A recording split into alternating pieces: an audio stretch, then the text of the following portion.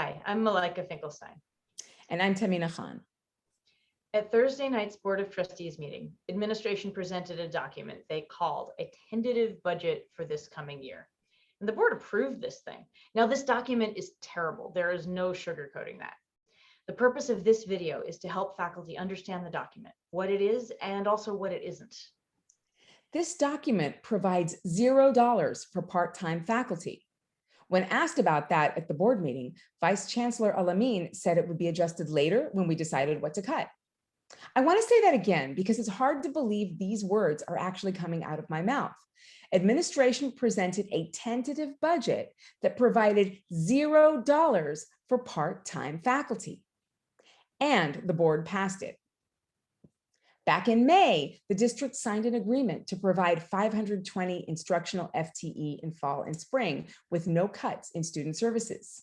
That is a legal obligation. No matter what they say now, they can't go back on this binding agreement for 520 FTE and no cuts to student services. Please let that sink in and pass it along to your colleagues. This so-called budget cannot create additional cuts or layoffs. This document is simply wrong. It doesn't describe how the college will meet its legal obligations or provide for its employees or students. It's not a real budget. So if it's not a real budget, why are they using it? Well, it looks like an attempt to pit faculty against classified staff. The district has asked SEIU for wage concessions, but that bargaining hasn't happened yet. This document and the way it was presented, it tries to make us think that faculty jobs depend on classified taking concessions, and that is absolutely false. Faculty jobs are protected to the level of 520 FTE under our own agreement that we made in our own negotiations.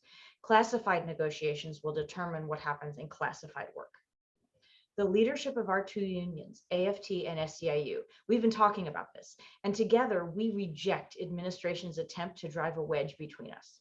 Just this morning, Maria Salazar Colon, president of the Classified Senate, told me the only way they can divide us is if we let them. Maybe administration wants to create panic and distrust. Maybe they're so used to panic and distrust that it just seems normal. But we can do better. A tentative budget is just that, tentative. Some change is normal, but it's the document the college uses for planning and spending. It's supposed to be as close as we can get it. It's irresponsible to use a document that we know to be simply invented and then pretend it's a real budget. So, why would the board approve such a document? Well, the board is required to pass a tentative budget before July 1st.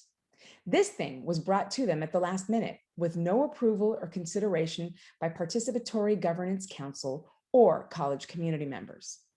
The board would have to pass whatever was brought to them, whether it was an excellent, clear, balanced budget or complete garbage. But I wouldn't hold the board blameless here. They've allowed this kind of last-minute shoddy work and lack of transparency. They have the power to change administration's practice if they choose to. Our college and our city deserve better than this. So stay tuned for more information about how to get involved. Thank you.